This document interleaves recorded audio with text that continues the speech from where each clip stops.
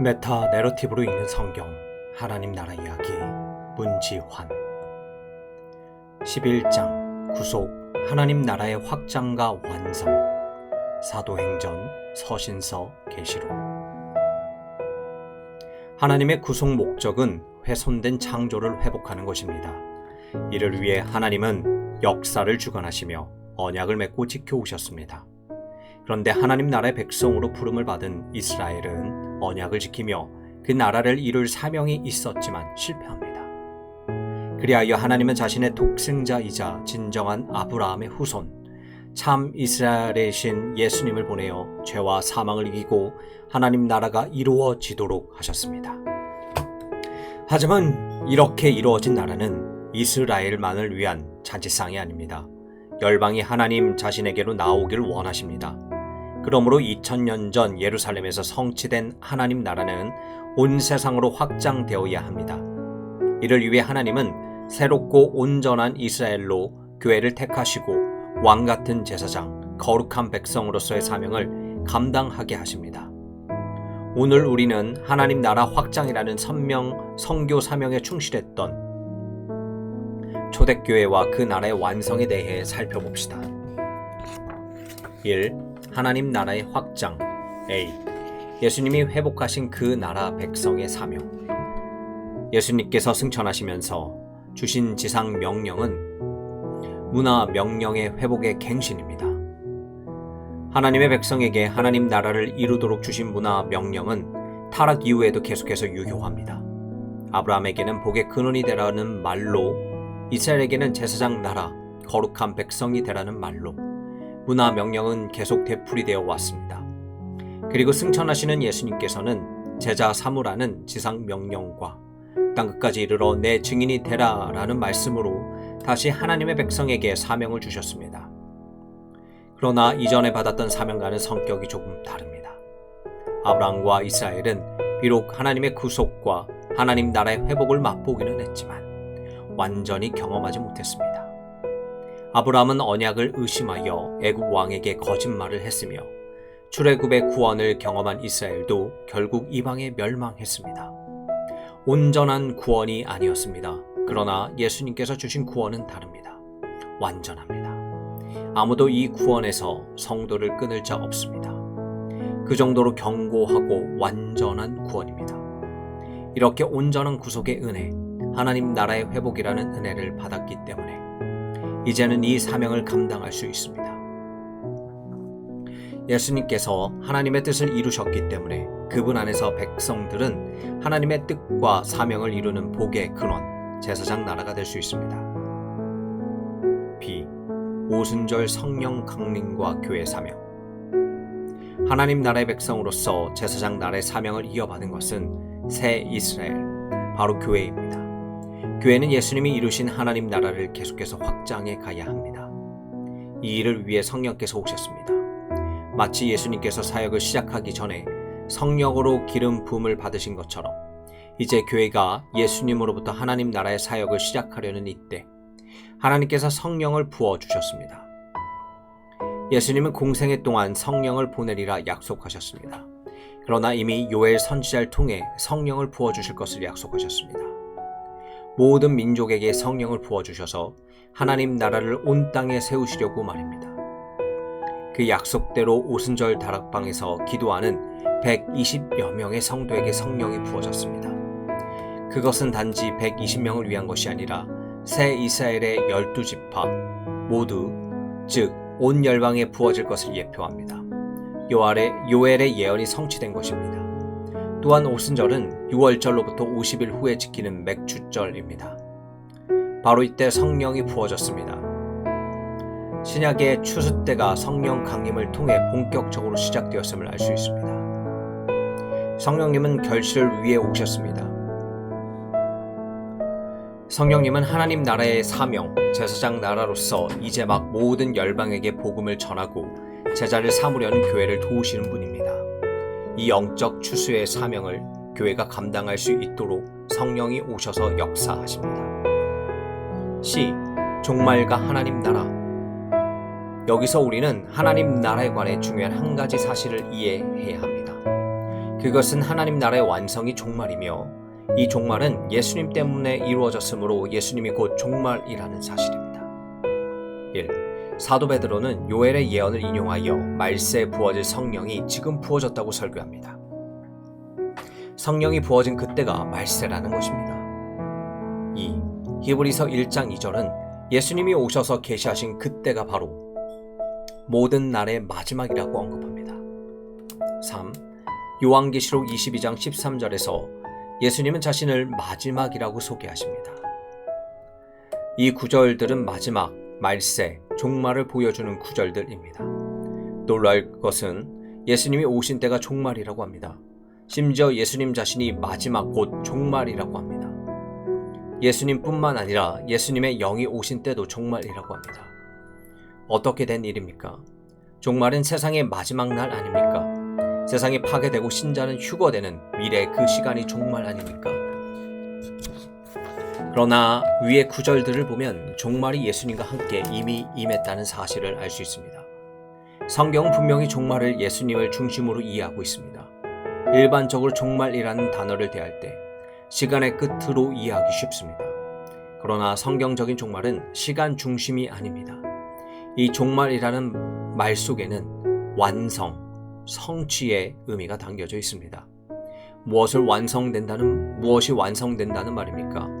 성경에 나타난 구속 역사의 완성, 성취가 바로 종말입니다. 그러므로 종말은 단순히 시간상 미래에 도달할 끝, 파괴가 아닙니다.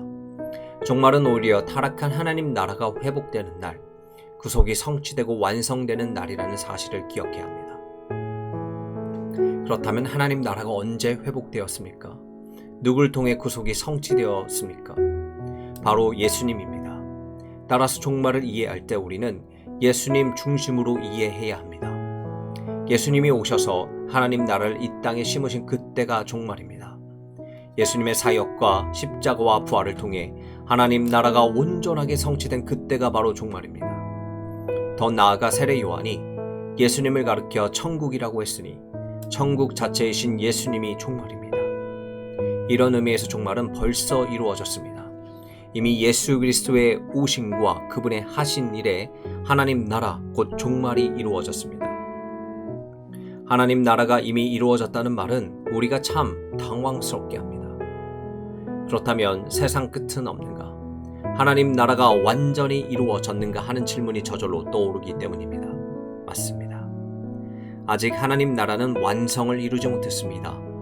이미 하나님 나라가 이루어졌다고는 하지만 세상에는 여전히 뱀, 곧 사탄이 사람의 마음을 혼미하게 하고 불순종을 조장하고 있습니다. 아직 악이 활개치고 있고 사람들은 여러 가지 문제로 신음합니다. 자연은 아직 청지기인 사람에게 완전히 순종하지 않고 지진과 쓰나미 등은 자연과 인간의 적대적인 관계를 보여줍니다. 무엇보다 약속된 그리스도의 재림과 우리 몸의 부활과 새 하늘과 새 땅을 우리는 보지 못했습니다. 하나님 나라는 아직 완전히 이루어지지 않았습니다. 이것이 하나님 나라 종말의 신비입니다. 하나님 나라의 완성, 성취를 의미하는 종말은 예수님의 인격과 사역을 통해 이미 우리에게 임했습니다. 그러나 아직 그것은 완전히 성취되지 않았습니다. 하나님 나라가 임했지만 아직 완성되지 않았습니다. 이 조화되기 힘든 긴장 중앙에 바로 교회가 있습니다. 이 긴장 속에서 하나님 나라를 누리는 존재가 교회입니다. 초림으로 시작된 하나님 나라가 재림을 통해 완성될 그날까지 교회는 예수님 안에서 이미 이루어진 천국을 누리며 삽니다. 그러나 동시에 아직 임하지 않은 하나님 나라를 사모하며 이 땅에 그 나라를 이루는 사명을 감당하며 삽니다. 그래서 자녀를 낳습니다. 그래서 제자를 삼습니다. 선한 상과 복음을 전하는 일, 이 모두가 바로 하나님 나라를 이루기 위한 일입니다. 예수님이 하나님 나라이며 그분이 계신 곳이 하나님 나라가 임하기 때문에 모든 사람과 화평하고 때를 얻든지 못 얻든지 전도합니다. 그렇게 교회가 선교 사명을 감당하여 하나님 나라가 확장되는 모습이 사도행전에 잘 기록되어 있습니다. 교회는 하나님 나라를 열방에 전할 새 이스라엘이 되어 그 나라에 관한 복음을 자기들만 소유하지 않고 예루살렘과 온 유대와 사마리아를 넘어 땅끝까지 전합니다. D. 선교하는 교회. 성령이 임하신 후 교회는 엄청난 성장을 이룩합니다. 물론 그 성장은 단순한 수적 성장만이 아니라 말씀의 흥왕이었습니다. 당시 교회는 날마다 모이기를 힘쓰고 떡을 떼며 온전한 예배를 드렸습니다. 무엇보다 자기 물건을 통용하며 구제하는 마치 구약의 희년 공동체와 같은 모습을 하고 있었습니다. 교회의 모습은 그야말로 땅에 이루어진 천국, 즉 하나님의 나라와 같았습니다. 그러나 망각하면 안 됩니다. 새 이스라엘인 교회는 하나님 나라를 열방에게 전할 선교사입니다. 제사장 나라로서 복의 근원으로서 열방에게 하나님 나라의 복음을 전해야 합니다. 예루살렘만 교회가 세워지고 천국이 임하는 것은 구약 이스라엘의 모습과 예수님 당시 바리새인들의 민족주의를 답습하는 것입니다. 유대와 사마리아를 넘어 땅끝까지 그 나라가 임하도록 복음을 전하는 것이 승천하신 주님의 뜻입니다. 결국 하나님께서는 큰 박해를 통해 새 이스라엘인 교회가 흩어지게 하셨습니다. 사도들은 능력을 받았고 스데반과 같은 순교자가 발생했으며 그 결과 교회는 유대와 사마리아와 모든 땅으로 흩어졌습니다. 표면적으로 승승장구하던 교회가 몰락하는 듯 보였지만 하나님 나라를 회복하신 주님의 뜻대로 교회는 예루살렘을 넘어 열방으로 뻗어 나갔습니다. 사도행전은 예루살렘에 있었던 일보다 훨씬 많은 지면을 이방 지역, 즉 열방을 통해 증거하는 일에 할애하고 있습니다.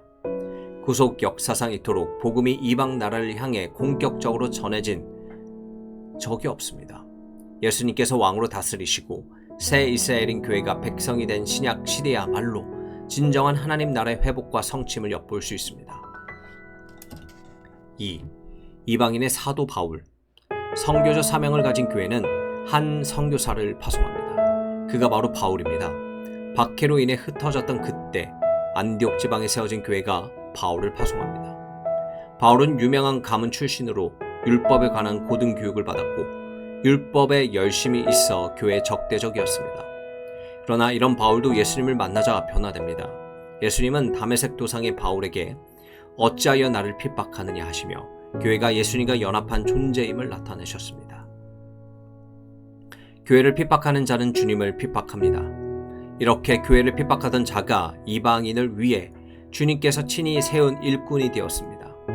바울은 이방의 빛이 되어 땅끝까지 구원을 전하는 하나님의 도구, 제사장 나라, 복의 근원이었습니다. 이방인의 사도로 부름을 받은 바울은 소아시아로 유럽으로 선교 여행을 세 차례나 떠납니다. 그 과정에서 지역마다 교회를 개척하며 하나님 나라를 전했습니다. 바울은 구약을 지나 예수 그리스도를 통해 이루어진 하나님의 나라와 구속을 서신으로 가르쳤습니다. 물론 서신들에는 이제 막 개척된 어린 교회들의 문제들에 대한 조언도 있었습니다. 유대인의 성도의 영향으로 믿음이 아닌 율법으로 의롭게 된다고 여긴 로마 교회, 음란과 우상 숭배와 기타 도덕적 문제점들을 지니고 있던 고린도 교회 등 바울은 그 교회들의 적절한 가르침을 서신을 통해 전했습니다. 바울의 서신들은 여러 내용을 담고 있지만 큰 틀을 제시하면 다음과 같습니다. A. 하나님 나라와 구속이 예수 그리스도를 통해 이미 임했다. B. 그러나 아직 하나님 나라가 완성된 것은 아니다. C. 우리가 구원도 오직 믿음으로 이미 얻었으나 아직 완성된 것은 아니다. D. 그러므로 우리의 구원을 이루기 위해 성화의 노력을 기울여야 한다. 2. 이러한 새 삶은 단지 우리만을 위한 것이 아니라 온 세상을 위한 것이다. F. 세상 문화, 이교적 배경에서 우상 숭배, 음란 등에 물들지 말고 성령의 열배를 맺으며 선한 일을 도모하고 복음에 합당하게 살면서 말씀을 전파하는 것이 새 삶이다. 바울은 그를 열방의 빛으로 부르신 하나님의 뜻대로 마지막까지 선교에 진력합니다. 그는 당시 땅끝이라 여겨졌던 서바나, 스페인까지 복음을 전하기 원했습니다. 그곳으로 가기 위해서는 로마를 반드시 거쳐야 했습니다. 결국 그는 죄수의 신분으로 로마에 가서 그곳에서 전도합니다. 바울은 로마에서 하나님의 나라를 전파하며 주 예수 그리스도에 관한 모든 것을 담대하게 거침없이 가르쳤습니다. 예루살렘을 넘어 땅끝까지 복음을 전하라는 주님의 말씀이 그대로 이루어지고 있습니다. 하나님 나라의 복음이 땅끝으로 전해지는 과정에서 사도행전이 끝나는 것은 의미심장합니다. 그 뒷이야기, 소위 사도행전 29장을 계속해서 써 내려가야 함을 암시합니다. 이에 대해서는 마지막 장에서 우리의 사명과 관련해서 간략하게 살펴보겠습니다.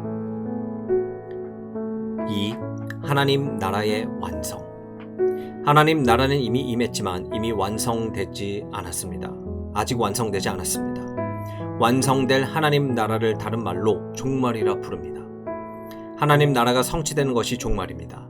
앞서 살펴본 대로 하나님 나라는 예수 그리스도의 초림으로 이루어졌습니다. 종말이 시작되었습니다. 그러나 예수 그리스도께서 재림하실 때 하나님 나라가 완성될 것입니다.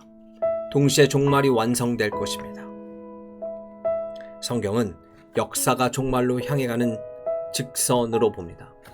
타락한 나라가 완성을 향해 나아가 결국 온전하게 이루어지는 것이 성경이 말하는 역사이며 종말입니다. 특별히 아직 이루어지지 않은 종말, 앞으로 예수님의 재림을 통해 이루어질 종말을 계시하는 책이 요한계시록입니다. A. 요한계시록. 계시록은 상당히 난해한 책임에 틀림없습니다. 쉽게 풀 수 있는 숫자와 상징과 비유들이 섞여 있습니다. 구약과 당대 묵시록들에서 가져온 인용이나 은유들도 많습니다. 그래서 이 책은 자주 비밀의 책처럼 여겨졌습니다. 너무 신비하게 여긴 나머지 요한이 편지를 쓴 당시나 오늘 우리와는 아무 상관이 없고 그저 미래만을 예하는 책으로 잘못 해석하기도 했습니다. 수많은 이단이 이런 실수에서 비롯되었습니다. 하지만 계시록은 1세기 당시의 교회들에게 주신 말씀이며 오늘 우리에게 주시는 성령의 음성입니다. 계시라는 말에서도 알 수 있듯이 이 책은 우리에게 하나님의 뜻을 열어 보여주고자 기록된 책입니다. 따라서 성령의 조명 아래 건전하고 성실하게 다가갈 때 우리를 놀리려고 일부러 난해하게 기록된 책이 아님을 알 수 있습니다. B. 전투하는 교회. 계시록은 먼저 소아시아에 있었던 7개 교회를 향해 말씀합니다. 칭찬과 책망이 함께 주어지며 각 교회가 안고 있는 문제들과 싸울 것을 권면합니다. 이 싸움은 이미 이긴 싸움입니다. 교회의 대적이 궁극적으로 예수님에게 패했기 때문입니다. 그러나 아직 완전히 이긴 것은 아니기에 교회는 이 땅에 있는 동안 악의 세력과 전투해야 합니다. 소아시아의 교회는 로마와 유대인의 박해로 인해 고통받고 있습니다. 교회는 외로이 악의 세력에 맞서고 있었습니다. 그러나 요한은 그들의 전투가 결국은 우주적인 영적 전투임을 알려주려고 계속해서 글을 써 내려갑니다. 하나님과 사탄 사이에 벌어진 광대한 규모의 전투라는 말씀입니다.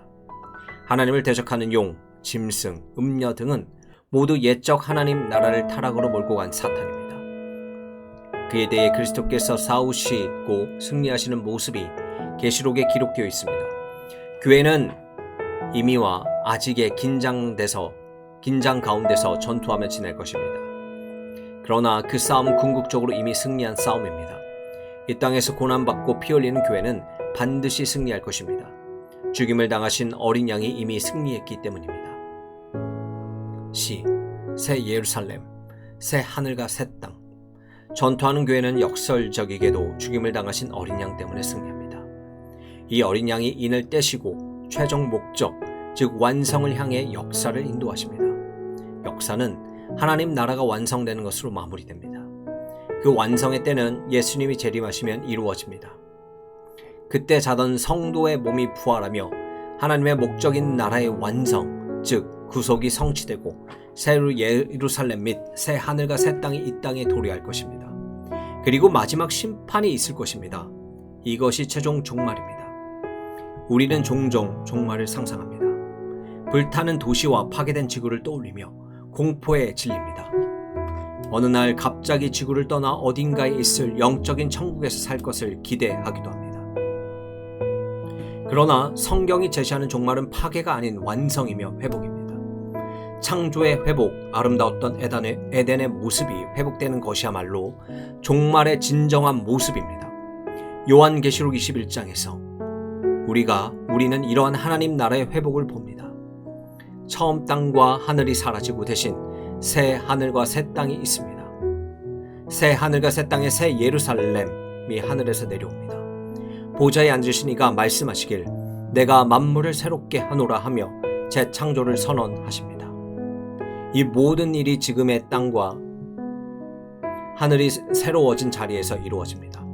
즉 완성될 종말은 결코 저 멀리 어딘가에서 이루어지는 환상이 아닙니다. 그것은 창조하신 이 세상을 새롭게 하셔서 이루실 하나님의 나라입니다.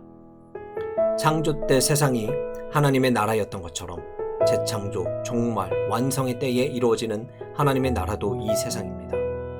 새 하늘과 새 땅으로 변한 이곳에 하나님의 성이 임합니다. 이렇게 임한 하나님 나라의 모습은 창조 때의 에덴과 흡사합니다. 하나님의 보좌에서 나와 여러 곳으로 흐르는 수정처럼 맑은 생명수가 강을 이루고 있고 그 강 좌우에 생명나무가 있습니다. 그곳에서 하나님은 세세토록 왕이십니다. 에덴의 모습 아닙니까? 에덴은 수정과 같은 보석이 질비했고 에덴에서부터 세상으로 강이 흘러나왔습니다. 동산 중앙에는 생명나무가 있었으며 그곳에서 하나님은 왕으로서 아담에게 명령과 금지를 말씀하시고 다스렸습니다. 그러나 에덴은 죄로 인해 훼손되었습니다. 죄와 사망과 고통과 시련이 세상에 들어왔습니다.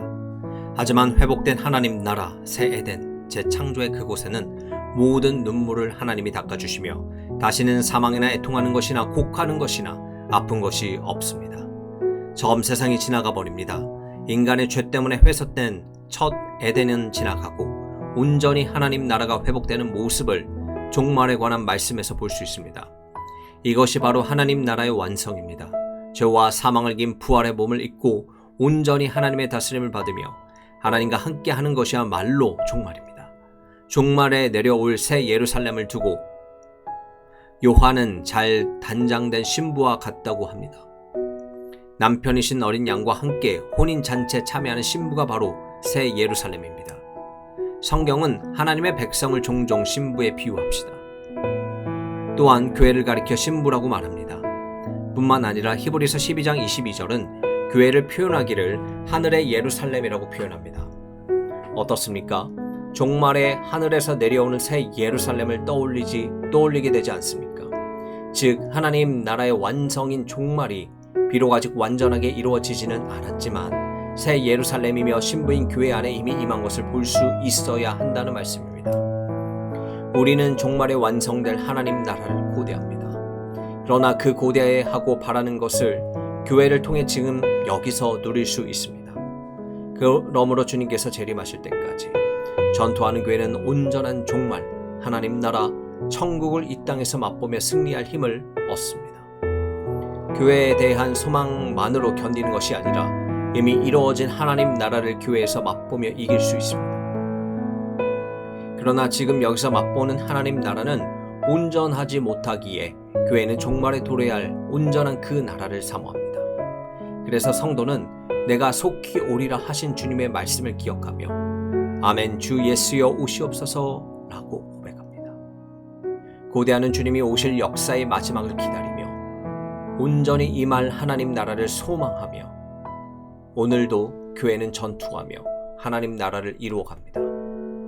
아멘 주 예수님 어서 오시옵소서.